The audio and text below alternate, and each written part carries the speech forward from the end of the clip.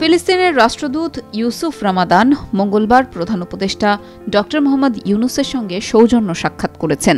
বৈঠকে ফিলিস্তিন রাষ্ট্রের প্রতি বৈশ্বিক সমর্থন, গাজায় গণহত্যা ও মধ্যপ্রাচ্যের উত্তেজনাসহ পারস্পরিক স্বার্থ সংশ্লিষ্ট বিভিন্ন বিষয়ে আলোচনা হয়েছে।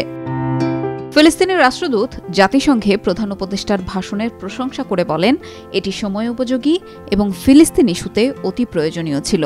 তিনি জানান, অন্তত ৬০ জন ফিলিস্তিনি বাংলাদেশের মেডিকেল কলেজগুলোতে পড়াশোনা শেষ করে চিকিৎসক হিসেবে এখন গাজায় রোগীদের সেবা দিচ্ছেন। এছাড়া আরও ২ শতাধিক ফিলিস্তিনি শিক্ষার্থী বাংলাদেশে উচ্চশিক্ষা গ্রহণের অপেক্ষায় রয়েছেন।